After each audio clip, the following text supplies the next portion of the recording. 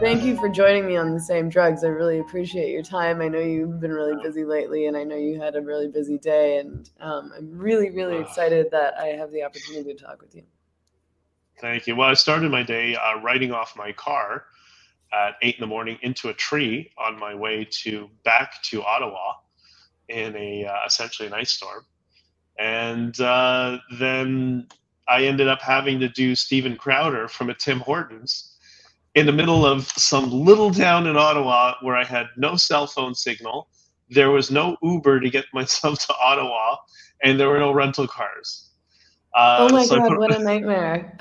Yeah, so I called Steven's. I messaged Steven's producer like over Wi-Fi. At least I could get out. My Wi-Fi was bouncing between. I had to steal it from A&W and Tim Hortons and back and forth.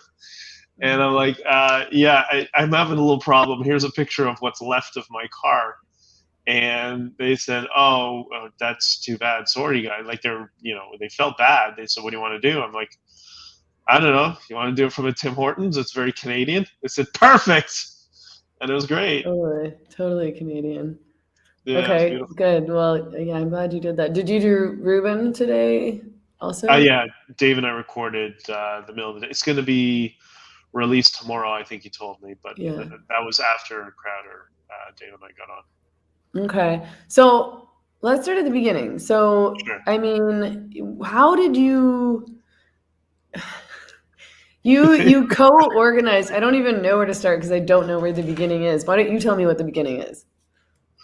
Well, okay. So essentially, I have a good friend in Alberta. She's a Métis woman. I mean, not that for us identity is important, but it seems to be for the side that's attacking us and calling us white supremacists for whatever reason.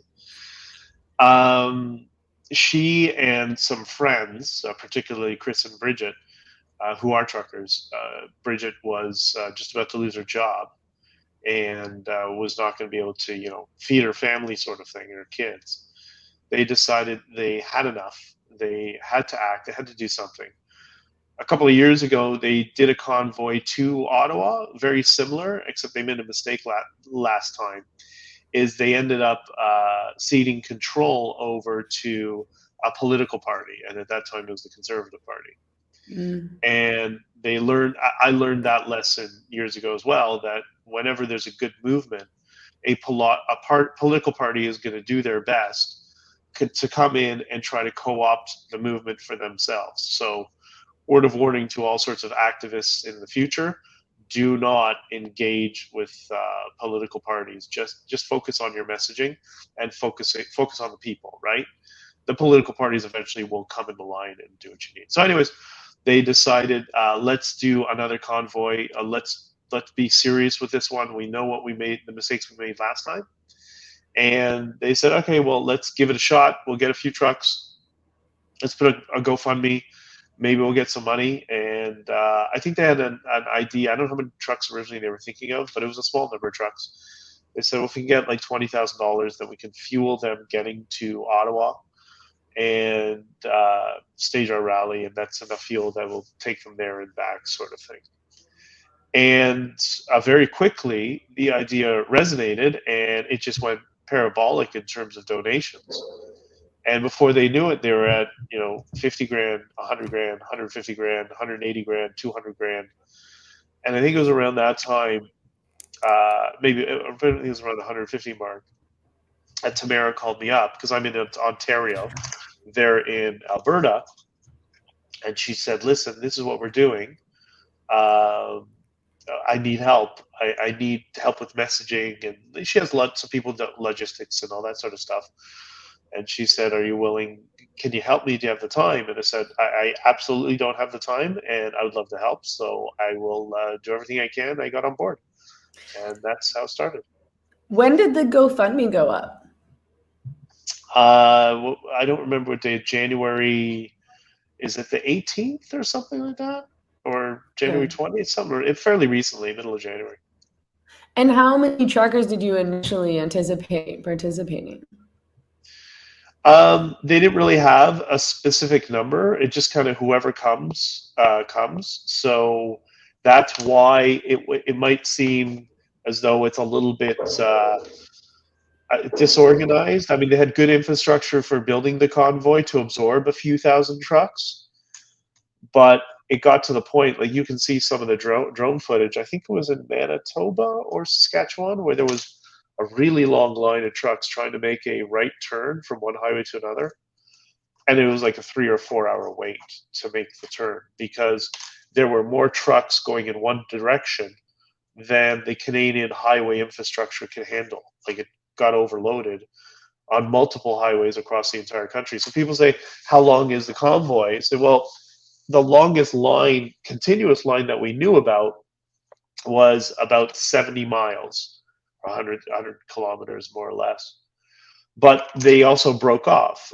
Some truckers said, okay, the line's too long. We're going to turn around. We're going to go back to the previous highway, go farther south, and then reconnect with you, 400 miles or 400 kilometers ahead of you, right? So, and that was just the Western convoy. Then there was a convoy started in the Maritimes, one that started in Quebec. So, like, we're still at the point where it's a couple weeks in, we're still trying to count all the trucks that are parked in farmers' fields outside of Ontario, outside of Ottawa, that were not allowed into the city. It's thousands. How many thousands? I don't know. We'll get a number at some point once we can figure out logistically. Because once we got here, they had enough infrastructure to get us here, but it was so overwhelming because there were tens of thousands of people involved, or more, hundreds of thousands of people, I guess, in attending and all that sort of stuff. And the number of trucks, we just couldn't handle it.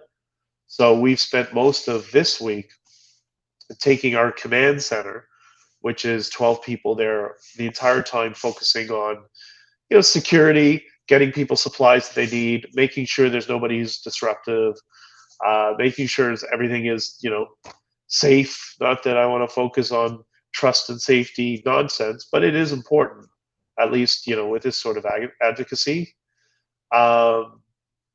So they spent this week revamping the whole structure of the command center, and with a couple of people who are ex-military. Tom Quiggin actually is helping them out, just giving some guidance, and some ex-police officers who are good with command and response and trying to building those structures and getting everything retooled. So that's what we've been doing all week. So do you have any idea? I mean, I know it would be super approximate, but do you have any idea how many truckers and supporters ended up actually in Ottawa? The Ottawa area, I have no idea. I really don't. It's well north of 10,000, 20. I don't know. Like, we have one database has 3,000 trucks. Another database has 6,000 trucks. Another database has 1,500 trucks, and it's trying to, because so many different people and different groups were, not different groups, but different people were organizing on different spreadsheets, and we're trying to aggregate the data. Like, those are the sorts of growing pains, because we had no concept that it would resonate this much with people and it would get this much support. So it's still overwhelming. Yeah, I mean, as far as I understand, it really was a grassroots effort. Oh yeah, in the purest sense, 100%. Yeah, and I mean, I've been driven crazy by media coverage, so I can't even imagine how frustrated you all must be. But like, I mean, they've tried so hard, and also just like regular, I mean, let's call them leftists, but whatever, regular people online who, because I've been posting about this all over my various social media pages, and people will argue with me about saying, I've written and said, like tens of thousands of truckers and their supporters across Canada came out to support this. Like, there's a lot of people in Canada who are supporting this and who are obviously angry about the mandates and want to change. And people come back, there's only like a couple thousand, and you read the media reports and they try so hard to downplay it.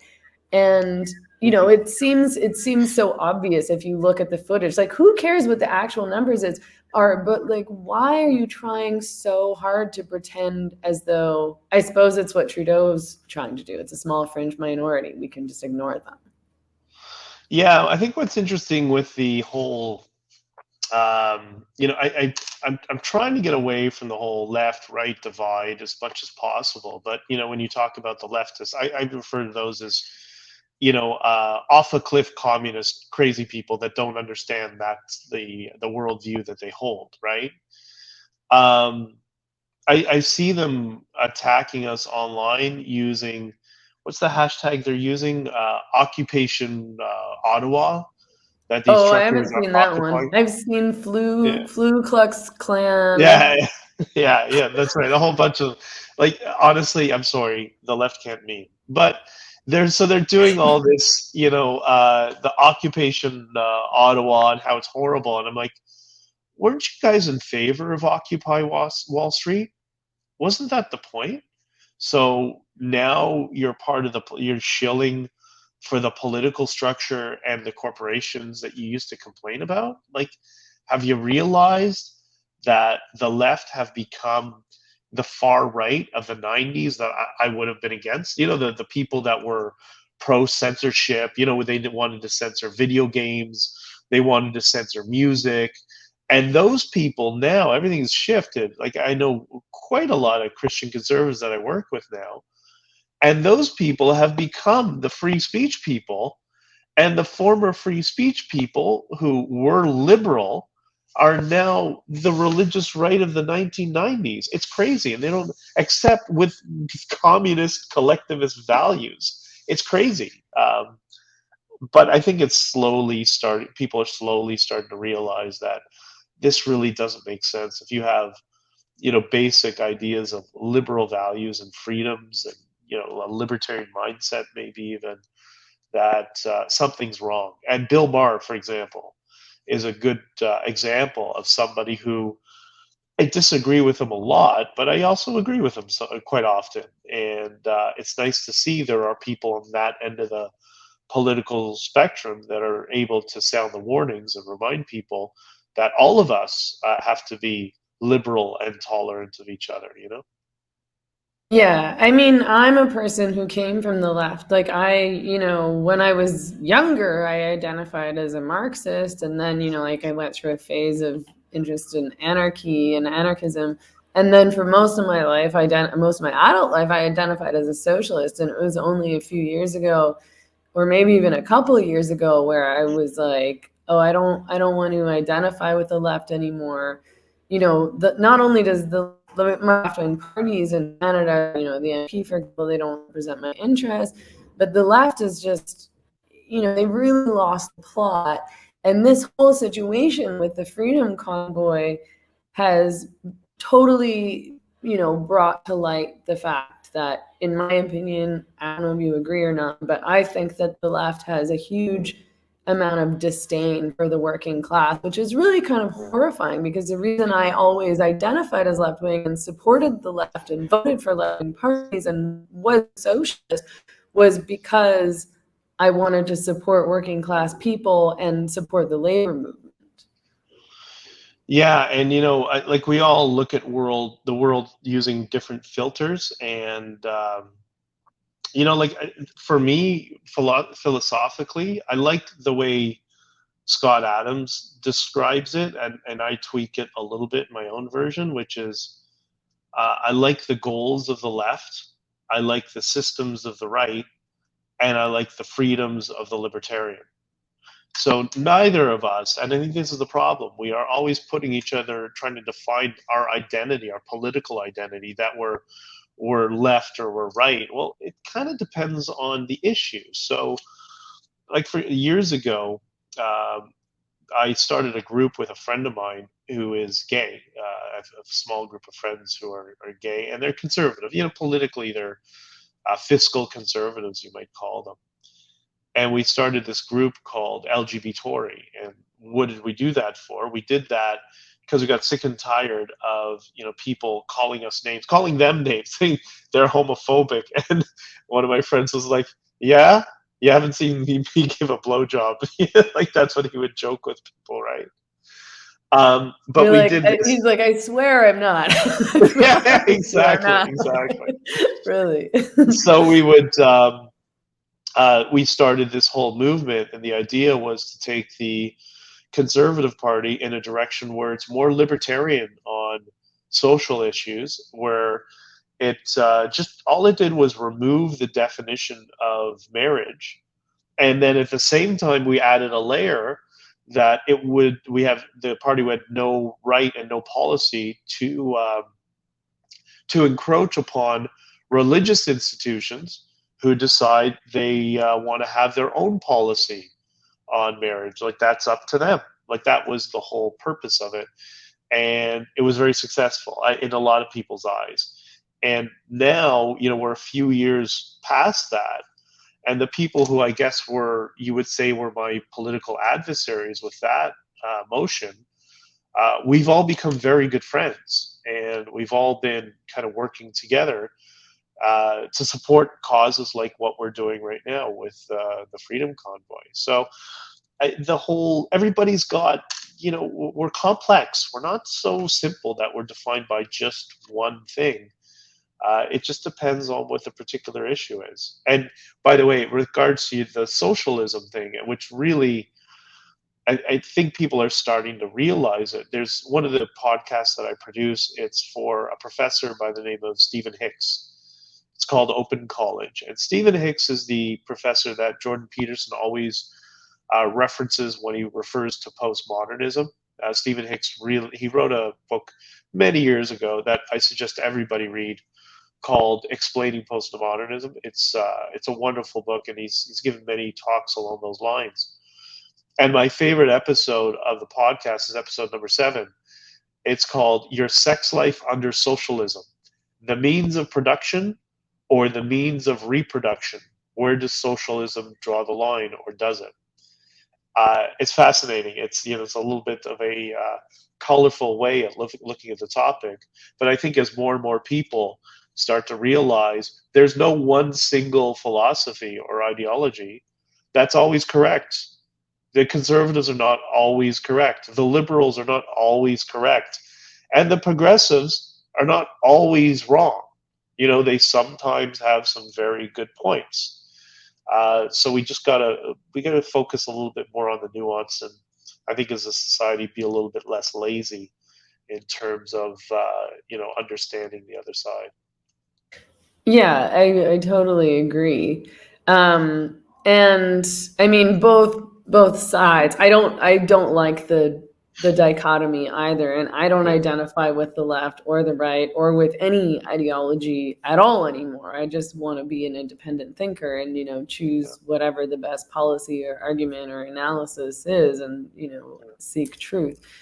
But from the beginning, the Canadian media and your opponents, who probably would identify themselves as progressives or leftists or something like that, they're obviously opposed to what they view as the right wing, because they were trying to smear you and the other organizers as alt-right, as they were constantly comparing you to Trump supporters.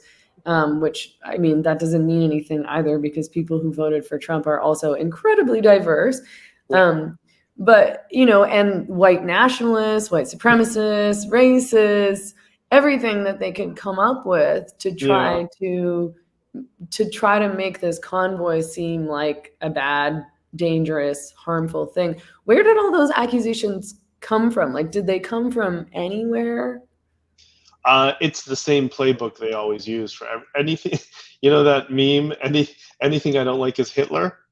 That's their strategy, right? It's funny, we have this movement where the two spokespersons who were there at the very beginning, Tamara and myself, one of us is Jewish and the other is a Métis woman from Alberta, yet we're white supremacists. I think we might need some history lessons if you think that, right? Yeah. And also part of that is this knee-jerk reaction to me completely tooling the mainstream media. Like I've been trolling them like crazy, and it's hysterical. They take the bait, every time because they're so stupid. They really are so dumb. Well, and they aren't doing their jobs, right? Like they Yeah. don't seem to be doing any kind of fact checking. So it No, is no. very easy to fool them if they're just going to go with whatever they see online without checking or looking into it at all to see if it's legitimate. Yeah, I haven't decided if they, like in the example of the fake news CBC, if it's a PR firm or they're just state stenographers. It's one of the two, or it's somewhere in between. There's nothing rooted in fact there. Like there's more fact in the National Enquirer from the 1990s than there is in the CBC, and people can see it. You know, when I gave a speech when we kicked everything off last week, we had, I don't know, 30, 40, 50,000 people in that crowd when it was minus 35, minus 30 degrees, like the coldest I've ever been in my life. I've never been that cold. I've Yet, never been that cold. I don't even know what that feels like. I'm from Vancouver. oh yeah, yeah. So you have one of the people from the poor people in Vancouver, where it gets to like 2 degrees in the winter. I hear. I know Vancouver's beautiful, so I'm not criticizing it. I love it. But yeah, it's minus 30 degrees or something like that. And I said in the middle of speeches, let's talk about the fake news CBC for a little bit. And I gave concrete examples of it was the Hitler swastika, the war memorial, which that's changed the media's changed their story 3 times, and the soup kitchen. I don't know if I brought it up yet because I think that might have come after. Yeah, And I was going to ask about that. yeah, and so I explained exactly how and why it's completely fake. And well, instead of the media, putting their head down, going back to their little desk and doing their getting back to their lives and start doing their works of reporting, what did they do? They just double down on it. It's over and over again, recycling the same story, revamping it a little bit, like the war memorial. When I gave the speech, at that point, the war memorial controversy was a truck parked on the war memorial, which was not true, but there was a truck that did park, but adjacent to the war memorial in the same space that the media always parks in. So we figured they're upset that we took their parking spot. But Right. And then, wait, sorry, just to clarify, in case yeah, anybody didn't know, is that they said that protesters desecrated a war memorial. I was 24 hours after. So I gave that speech and I explained why it's completely fake. And then 24 hours, it began, well, somebody desecrated and walked on it. Okay, here we go. Now we got to do it again. Now we got to figure out what happened. And then when somebody, I can't remember who it was, but basically debunked that. Then somebody took a picture of some water or a puddle and said that somebody urinated on the war or next to the war memorial. So, but what's good is, we're fortunate that in the trucking industry, we have a lot of veterans or people who come from veteran families. So even though it wasn't true, people thought for 3 seconds that it was, and they got very upset and they mobilized and they went out with shovels. They cleared all the snow around the war memorial better than the city did. They swept up the grounds and cleaned it. They went and bought a ton of flowers and laid flowers all around the memorial and the tomb of the unknown soldier. And then they started doing shift posts where 3 or 4 people would be guarding and protecting it in case somebody actually did desecrate it. Because so a lot of these guys who saw their friends die while they were at war, they took it really hard. They were really quite upset about it, and that's how the fake news media plays with people's emotions. That's what I tell people, my family, whatever. Stop watching the fake news. It's not good for your mental health. It is causing mental illness. It's causing people to become tribalistic, to be against each other, and it's just on a societal level, it's hugely damaging. Yeah, I mean, it seems clear to me that it's causing a lot of division and a lot of hatred. I mean, it's really what I've been seeing online. I'm not living in Canada currently, but I have a lot of friends in Canada, most of whom are progressives or leftists, and so many of whom who have picked up the narrative that the Freedom Convoy is, racist and dangerous and extremist and hateful and alt-right and all these things.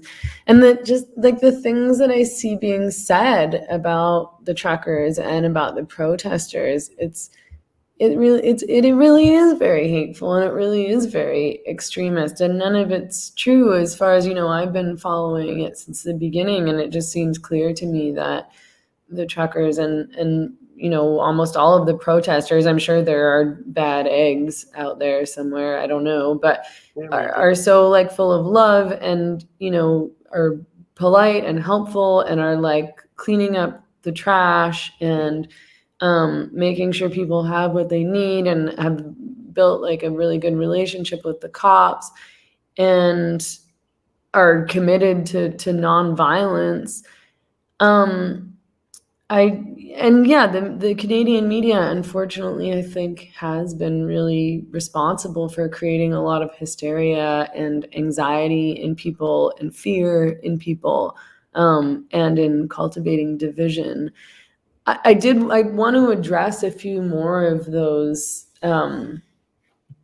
myths that have been repeated in the media over and over and over again. These names that have been used to smear the protesters and the truckers, including the Nazi flag. Do you know anything about that, or where that photo came from, who it was that I don't even know where it was seen. I don't know where that photo was taken. There's one photo of a Nazi flag that I'm aware of that I've seen shared a whole lot of times, and that has been reported on over and over and over again in the media, including in the US media. I just read an article in BuzzFeed today, and they reference that. They reference the soup kitchen. They reference the Confederate flag. They reference the desecration of the war memorial. Of course, the script. It's the script they all share. We see a lot of this happens with a lot of movements on this end of the political spectrum for whatever reason. There's always somebody who's got to show up. And that person, by the way, wearing a mask, like I said to Stephen Crowder, he was wearing a black balaclava, and I thought, well, it's Justin Trudeau because he always loves to put black things on his face, so it's got to be him, right? Aha! But that's right, it caught him. But that's where he's been hiding, in a balaclava. Yeah, that's with a Nazi flag, swastika. This always happens. And it happens on the political level too. There's a lot of people who make a lot of money by discrediting grassroots movements, so there's no opposition to the political class that's in power right now, which is what this does. So what do? They get somebody at the back of a truck. Like, if you notice, that's not in any of the crowds. It's not at any of the venues. It's not next to any trucks. It's in the back of some park where a pickup truck, I think it was next to a pickup truck, if I'm not mistaken. I don't remember. I've only seen it once. But it's often obscure, had nothing to do with it. It's just somebody took a random picture of a guy with a Nazi flag. And what's funny is the guy who's taking the picture, like, is right in front of the camera, looks exactly like Justin Trudeau's press secretary, right? Or sorry, his press photographer. Is it him? I don't know. But these are the sorts of things that political parties do. And they do that so they get the one picture, and it's kind of, if you remember the movie Wag the Dog, that one picture becomes the entire story, and everything else it's used as a smear tactic. Okay, whatever. Yeah, I mean, to me, it's like, it seemed like very likely that these things could be plants. But even if they weren't planted, even if it wasn't like an attempt to discredit the movement, and a couple people one person showed up with a swastika, and one person drove by with a Confederate flag. The other photo that I've seen everywhere is a truck with a Confederate flag on the back, and that's been somehow attached to the movement as well. you know, that still would be, I would still be like, well, that's two people. Yeah, and Tens of thousands of Canadians and millions of supporters now across the world. that's right. And there was no Confederate Army in Canada. That's the U.S. That's not our It doesn't history. It's even nothing to make do any with sense. us. Like, why would a Yeah. Canadian show up in Ottawa with a Confederate flag? Like, Yeah, I mean, I could see Justin Trudeau doing that, giving his vast depth and knowledge of history. But who knows? But the thing is, like, also we're trained to. I mean, we are. I personally don't care, but people are trained to have this visceral reaction to things. They see symbols, and they're trained to automatically get upset. Just like I see that from my own community as well. Like, there's this organization that is just a horrible, horrible organization that actually promoted this story. Why? Because this organization is run by a guy, I call him a schmuck, who thinks he's going to be a senator and wants the Liberal Party to appoint him as a senator. That's why his organization is called CIJA. Will post absolutely anything that Justin Trudeau does because Shimon thinks in some delusion that he's going to be a senator one day. So it's not about honest discourse about what's going on and things that are occurring. It's everybody's just has an angle and is playing something, at least in the political sphere. That's why people like me who were involved in politics a few years ago just kind of backed away, because you're really around some garbage people quite frequently. It's really quite distressing. And that Nazi flag, that staging of a Nazi flag, is a perfect example of it. Mm-hmm. The other thing that I've seen shared around a lot as a means to discredit all of the people involved in the whole movement is that post from the Good Shepherd. Hold on, let me just look it up. Oh, the Shepherds of Good Hope. And I was looking for this post online and I actually couldn't find it. So there's been this screenshot that's been shared around and sent me a whole bunch of times over and over and over, saying that staff volunteers experienced verbal abuse and harassment, and that one member of the shelter community was assaulted by protesters. That was, I think, probably a security guard was threatened and called racial slurs. And then that trucks were parked in our ambulance drop-off zone for nearly 12 hours until they were moved and were towed with the support of Ottawa police services. The incessant honking. I love all the complaining about like honking. Like, there's been all this honking. Like, honk. Oh my God. Is that the worst you can come up with? Like, they've been honking. Yeah, spend an hour in Mexico City. That's all you hear all day long is honk honk. It's dude, yeah, it's honking all the time. There's horns constantly. There's like firecrackers. There's like banda. There's right now. There's somebody like it's 10. It's almost 11 p.m. here, and somebody's doing construction right on top of my apartment building. There's sparks. Oh yeah, so you'll understand. Canadians won't understand how loud is Latin America, right? It's like loud, 24 hours a day. 24/7, somebody's making noise. Like religious holidays, it sounds like bombs going on. Yeah, exactly. I was like freaked out like in December during the Festival of the Virgin of Guadalupe, because I was like, oh my God, are those guns? Are they cannons? From 5 a.m. until, I don't know, 5 a.m. My dog is traumatized. She's been like hid in the laundry hamper for a month. But anyway, like the honking, like it's like, oh Lord, you people are so spoiled. But first world problems. This post that's been shared around to say that the protesters attached to the truckers movement were essentially making it hard for this charity to help the homeless, but then moreover, the verbal harassment claims and the one member of our shelter community was assaulted by protesters. Do you know anything about this post or these incidents? Is this legitimate? Is this something that's attached to the movement? Were protesters involved? What's happened there? Do you know? I spoke to somebody in law enforcement here off the record, and And then somebody also showed me a map of all the shelters in the downtown area of Ottawa. I don't remember how many it was. There's 25 or 30 of them. There's quite a few of them, all plotted out on a map. And it's just this one individual shelter. It's the only one that has this problem, apparently. And what this person in law enforcement said to me, he said, yeah, that shelter there's an issue with extreme drug use in that neighborhood for whatever reason. I don't know if there's a drug house or something like that. And he said those sorts of complaints happen all the time at that shelter, all the time.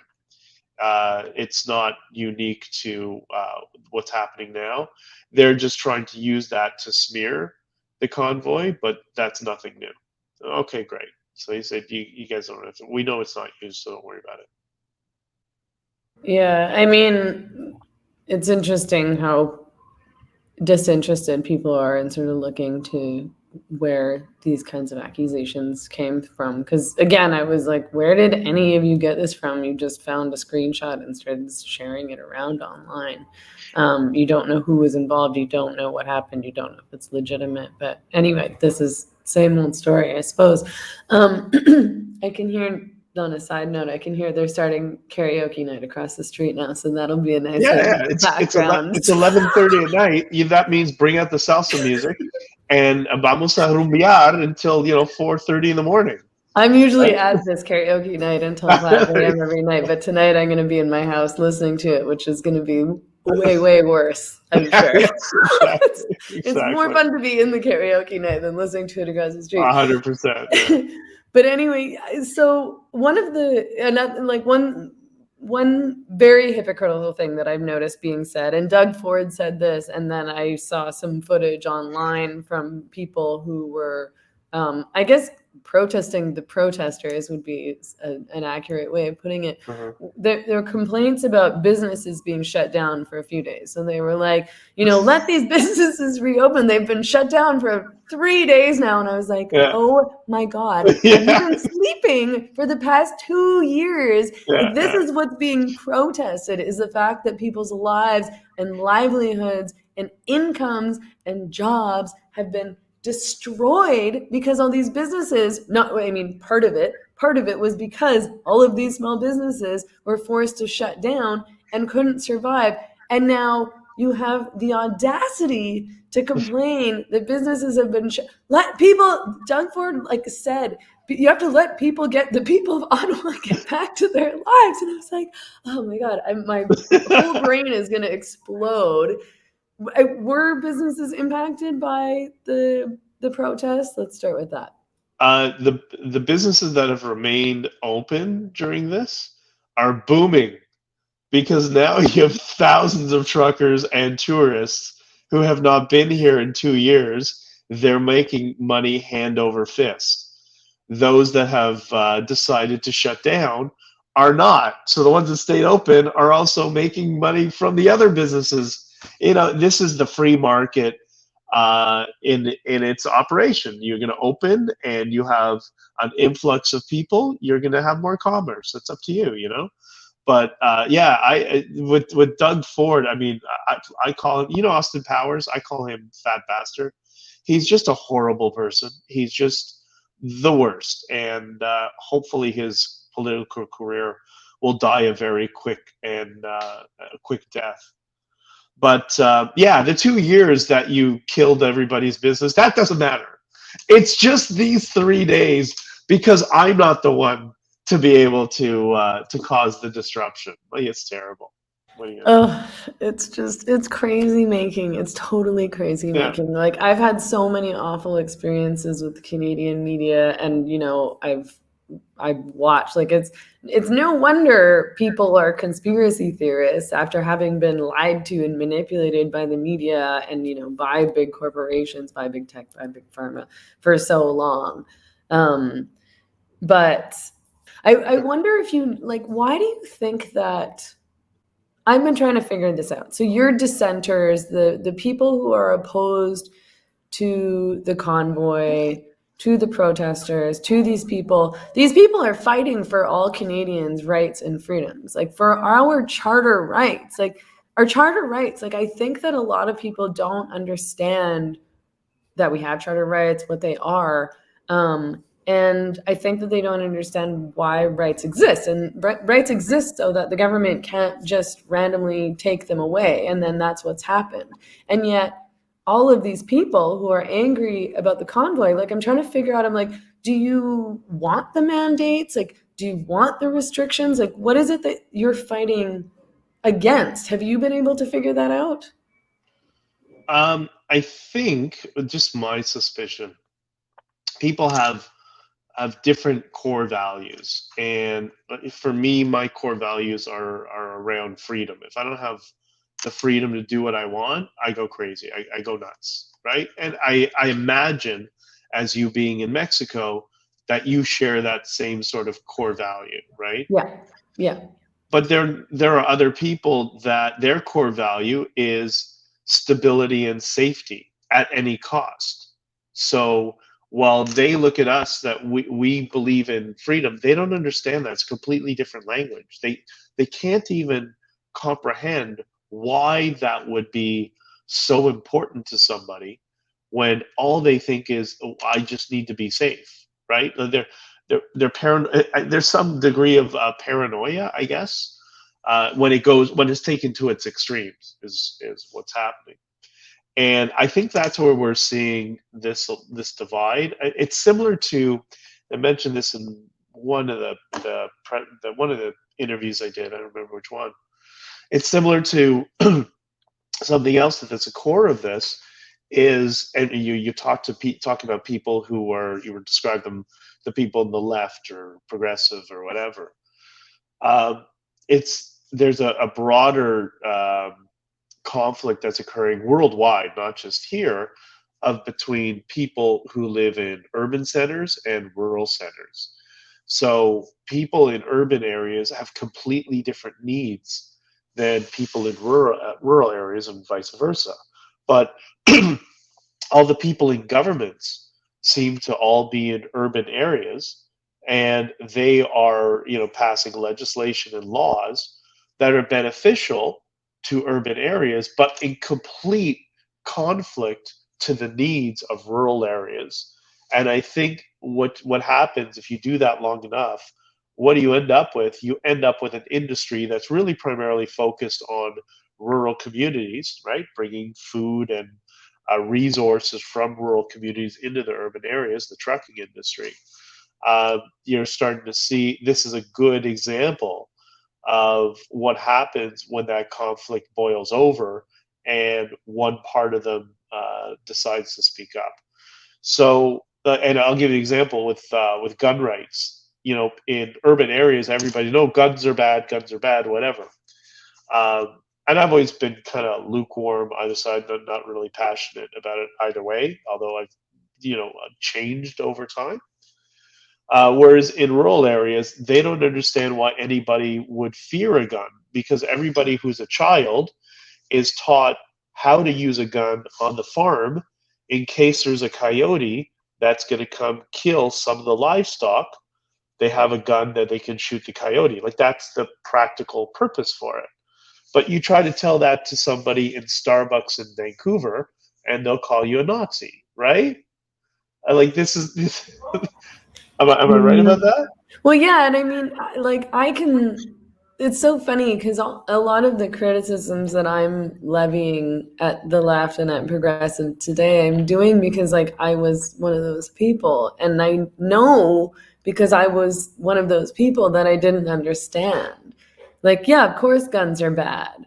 I grew up in Vancouver. I've never touched a gun. I don't, like, I've never been around guns. Like, I didn't understand, why would anybody need a gun? And there's plenty of other things I didn't understand either. But I mean, you're right. And the same thing happened in the US, which had a major impact on politics as well, which was that the urban elite, as they've been called, people living in urban areas who are overeducated, who tend to be middle or upper class, and who dominate the media class, so they're dominating the media narrative as well, are completely out of touch with what people living in rural areas who haven't gone to university maybe, who are working class or poor, they don't know what those people want or need, but they presume to know what they want or need, and they purport to be helping those people.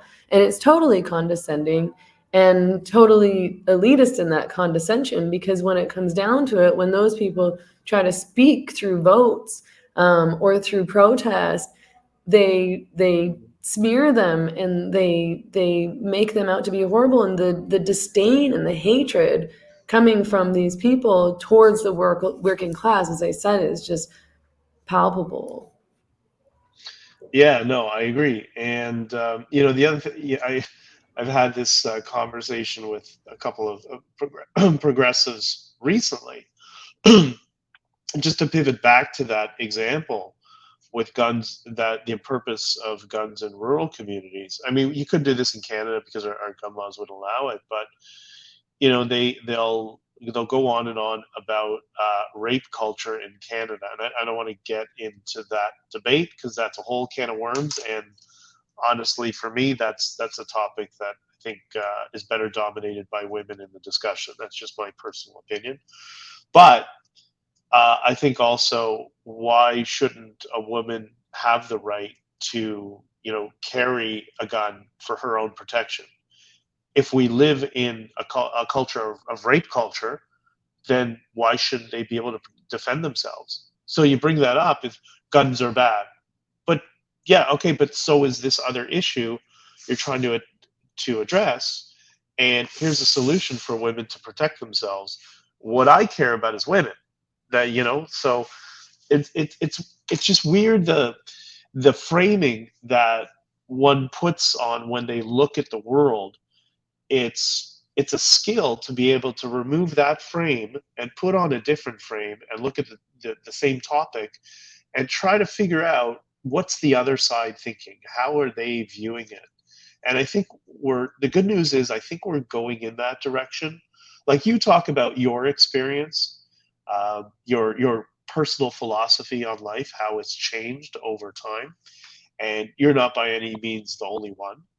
And I think that's happening more and more. You see what's happening with Joe Rogan in the public sphere, and more regular people are starting to question, A, what's going on, but B, what's the value system they hold, and are there problems with their value system, and do they need to readjust how they work at the work? I mean, that's what I've done with this particular issue that we mentioned with guns. Again, I'm not particularly passionate about it, but started to look at it in a different frame and started to say, okay, what is the rural frame on this topic? How do they look at it? And they're like, oh yeah, I'm a downtown Toronto elitist. Perhaps I'm actually wrong, and I should be compassionate towards the view of the guys on the other side, and at least understand them a little bit more, right?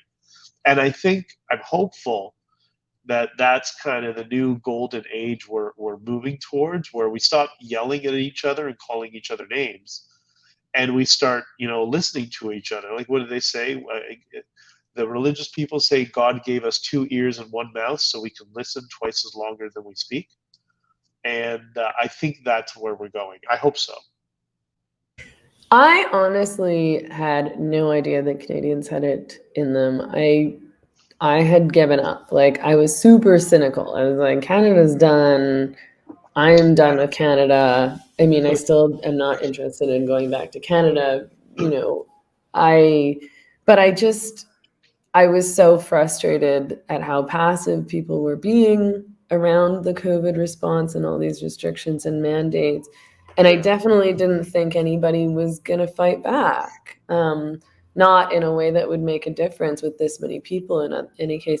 Did you know that there was this many people in Canada who were angry and who wanted to fight back and who would get on side if a group began this kind of protest? I had a suspicion when I was in Alberta and Saskatchewan just before COVID. Actually, it was it spoke to a lot of people because we went from town to town, myself and one podcaster I work with, Tom Quiggin, and we could see how how frustrated people were, how angry they were, but these were the people who were strong people. The the thing when we talk about the downtown elites that you had mentioned before, what they do lack is strength. And I think they get that in the rural communities in the prairie provinces because the jobs they do are tough. They're manual labor, all hours of the day, starting early in the morning, working outside when it's minus 20 degrees. There's a certain level of what we used to call grit that these people have. And they tried that with the first original convoy. And I guess it was moderately successful in that it was a template that led to what we've accomplished this time. So I had a suspicion that this could really have the legs because these are the people within our economy, the people who are the strongest that do have the grit in them to fight.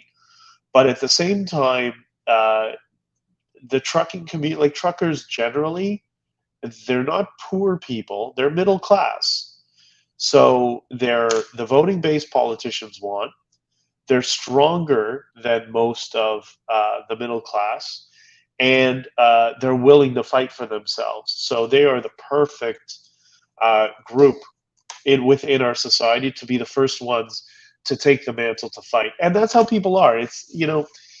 And I don't blame them. Not everybody is going to be the first person to lead the charge up the hill. That's a small percentage of people, right? There's just a small group of people that'll do that. But once there is good, strong leadership, with these truckers that decided we're going to do it, and they went and they said, doesn't matter, we're going to make this work, follow us. Notice how the entire, the vast majority of Canadians, except for Justin Trudeau, coalesced around them and supported them. And he was meeting them on the side of the highways in the middle of rural communities, in the middle of nowhere. All of a sudden, you drive by, there's 200 people out there with flags, drawing signs with their kids holding up, thank you, truckers, and stuff. It's like, it's the first bit of unity I've seen in this country in my entire life, because we've always been a country divided around, Western or Quebec separatists. We're always separatists. Everybody, criticizes one another. And now we're in, like, you got to see it. If you were here to see these people from Quebec and Alberta, who politically were always opposed to each other, at least we were always taught, oh, they hate each other, getting along, hanging out, cleaning up the city together, giving each other hugs, talking about each other's trucks, what they bought, what this guy bought.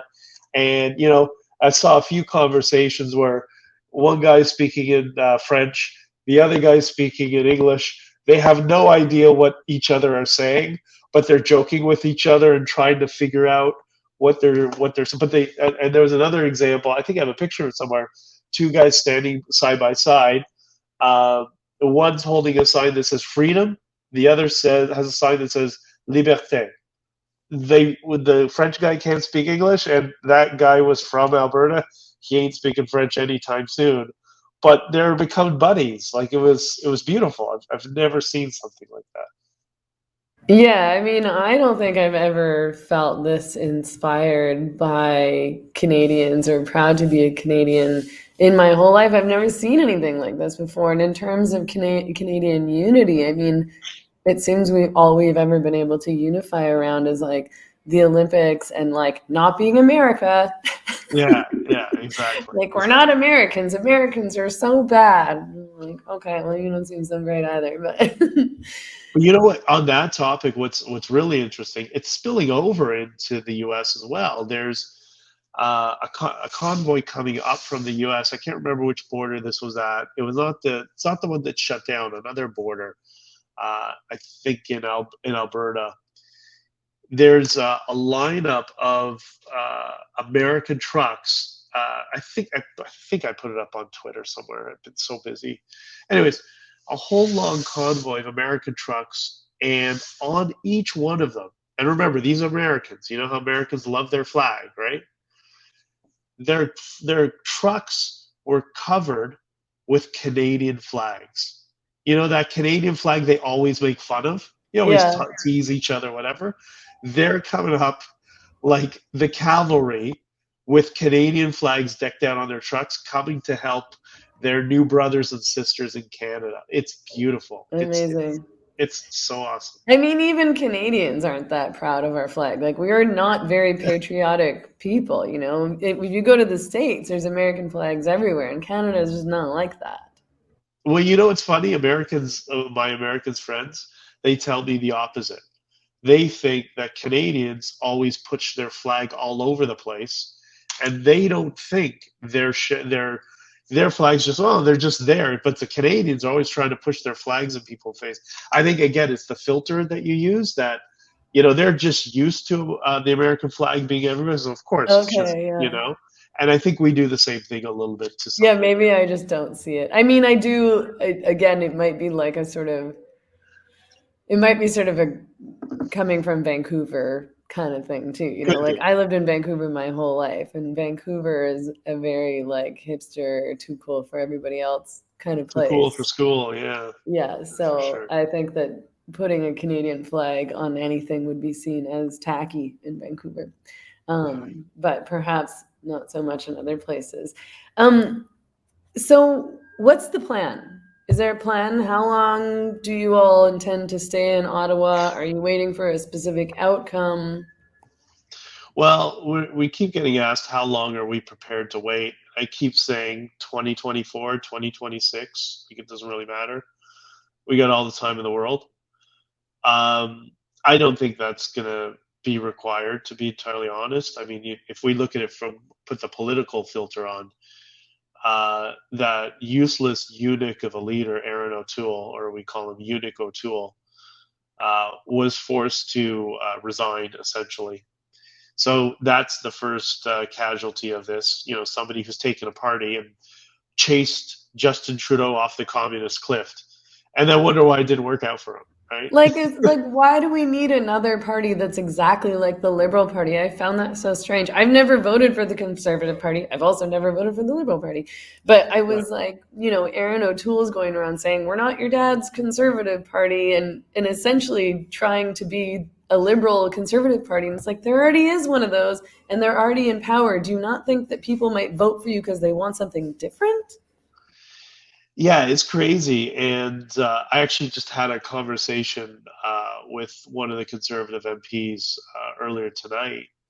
And because I've had a really, how should we sort of push pull relationship with the Conservative Party? Like I was a candidate for them years ago. And like I mentioned before, we did this libertarian policy a few years ago. But at the same time, you still got to remember what your party is about. And I think the Conservative Party should be a conservative party.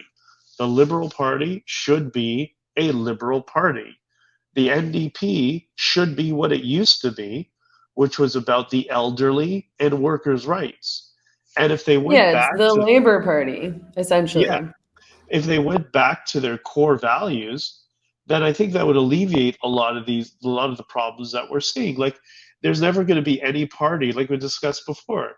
There's no ideology that's always correct. You look at a political party, and if you get, 60% is what you want, you're doing good. 60, 70%. Like in my own party, when I ran, I didn't agree with everything.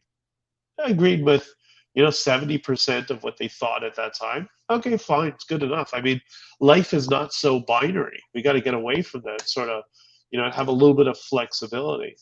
So, anyways, back to your original question. So, Aaron O'Toole's out, like we told him what was going to happen to him. You see the premiers in Jason Kenney in Alberta, Scott Moe in Saskatchewan, They've already indicated that it might be time for us to roll back the restrictions, and they're under intense political pressure to do so.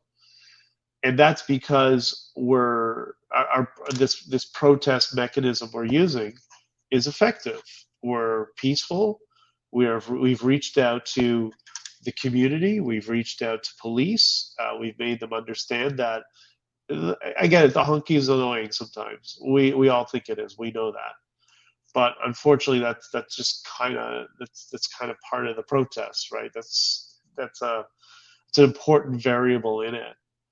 But already it's been what, 1 week? So Aaron O'Toole is gone. 2 premiers have indicated it's time to roll back the mandates and restrictions they have provincially. The other ones will hold out a little bit longer, I guess. But at some point, they're going to realize that, well, you know what, 80% of the population are in favor of this. So maybe we should just drop it and move on. And once they do, we'll turn around and leave. That's it. Do you think that we'll win? I'm including myself in this. From Mexico. We're gonna get your truck I'm now, like, right? go team. You're gonna become a yeah, trucker. I'm gonna get in my truck and drive over to Ottawa. All right. Yes, I do think. I think we're gonna win in a whole bunch of ways. I think we are. Like I mentioned before, I think this is going to be one of, and this is not the only thing. There are many things going on right now. We discussed Bill Maher before, right? I think we're on the cusp of a societal shift where people are tired of the attempts at cancel culture, the name calling, all of that nonsense, and we're going to shift over to where it's going to become cool to have friends who have a different value system. Like I tell people all the time, friends of mine who are conservative, you should have friends on the other side politically. They might be, friends you play hockey with, or you I don't work on Corvettes together or whatever, and you're politically completely different, but you have some common passion that you share. That's how it used to be, right? And I think we're going to go back to that, where not everything is dominated by what your political view is. That doesn't become your identity. Your individualism becomes your identity. We get away from this collectivist view of the world, and we go back to this is my lefty friend, my righty friend. If we're looking at political, with a political filter, that we disagree, but politics doesn't define me. And I'll hear people out, I'll disagree, and then just move on. I think that's what we're going to. I really hope you're right. Has Prime Minister Justin Trudeau agreed to speak with you yet? No, as far as I know, he's still calling everybody Mr. I call him Prime Minister Blackface Diversity. He is, and it's so funny that he goes out and calls a movement, as I mentioned before, being led by a group of people of Christians, Jews, and Métis Native people. They're the white supremacists. But Prime Minister Blackface Diversity, with the banana in his pants, he's the virtuous one. Like, sorry, Justin, it's done. It's not working anymore. We all know the emperor has no clothes. I think that's basically what's going on. So no, we haven't heard from him. I don't suspect we will. We know how that party works, that Justin is just a mascot. The people who really run that party are Katie Telford and Gerard Butts. There's Omar is actually quite up there. So there's a small team that run PMO who make the decisions. They're all cowards. They don't want to be in the public sphere. That's why they hide in the background and roll Justin out. And I'm sure they're already doing the calculus and realizing that, okay, we need to get away with this, try to spin it in a positive light. And all these other countries are lifting the restrictions anyways. The UK, Denmark, 30 other countries did the same. It's the easiest win in the world for them, just to walk away and say, all right, we've heard you, And we see all these other countries are dropping these mandates and passports as well. And yeah, COVID is over. Omicron is basically non-lethal. So I think what we'll do is we're just going to abandon this policy and go back to life as normal. I think that's what's going to happen. Yeah, I think so too. We'll wrap up very soon. I'm so sorry. I know it's really late for you, and I know you've had a really long day, and I'm sure you'll probably be up early again tomorrow. But I'm wondering what your particular motivation was for starting this movement. You know, what's your connection to the truckers? What was your, you know, was it just you were fed up with the mandates? Did something happen? I mean, what really set me off around the time when Tamara, reached out to me is I got from all the alerts from my dispatch that we would all have to have these COVID apps on our phone. And I'm kind of a techie. Like I've had a computer since I was 3 years old, so I'm kind of a nerd. And when I saw that I have to have that thing on my phone, knowing historically what that sort of thing does, that's what really bothered me. Like at the protest, there was this girl holding, one of these signs that, the COVID passport is like the yellow star, like the Jewish star during Nazi Germany. And I went up to talk to her, and she's Jewish, she's Orthodox, and she was explaining to me, about her family and friends that she knows and kind of their perspective.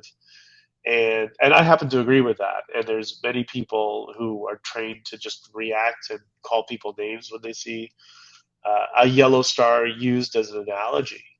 Uh, but I think the way I look at it is that period of history, that symbol was used for analog data tracking or contact tracing, right? So in Germany, you would see analog contact tracing.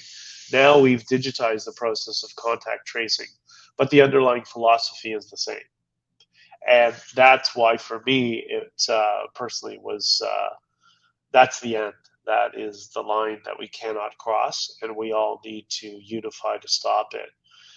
Um, that was basically my motivation. And, I like to annoy politicians because I find them annoying as well. So, and my mother always told me growing up, I have an amazing ability to annoy the shit out of people when I really want to. So Like, why I not gotta put use my that skill.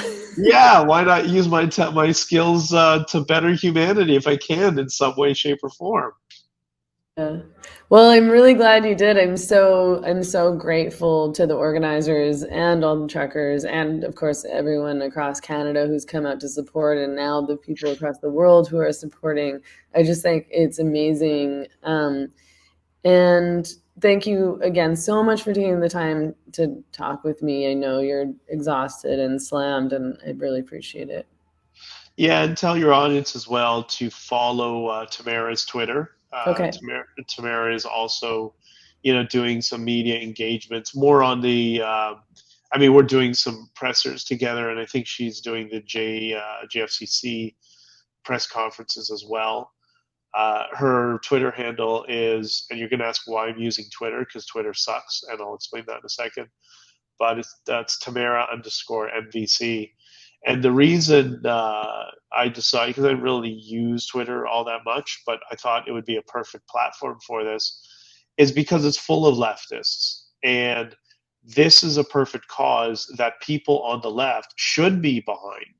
They should be behind, workers' rights and the working class, the foundation of our society, the people. I mean, truckers and farmers, there's a lot of crossover on those communities. A lot of people, truckers come from farming families and vice versa. So I knew that if we could use Twitter to get this message to people, that it might help desensitize some people on, the political left and steer them away from this sort of us versus them binary view and hopefully bring them over to our frame and put on our filter a little bit just to kind of understand what they're trying to communicate. And that would help with this whole mission of unity, of bringing us all together. And it's amazing. It's, I wish you were here. As a fellow Canadian, I know you would be emotionally impacted. I'm going to send you a link to a video that one of the people, I don't know who it is, but somebody who was following the tour did. And even for a guy like me, it's difficult not to get very emotional watching it. It's quite amazing. Yeah, I mean, I wish I were there also, but I've been following along on Instagram and online as best I can, and yeah, I agree. It's super inspiring and emotional and incredible, and I'm so proud of everyone. Um, so yeah, thank you so much for your time, and I hope that we can stay in touch. Cool. I appreciate Okay, it. great to meet you. Take care. All right, we'll talk again soon. Okay, bye.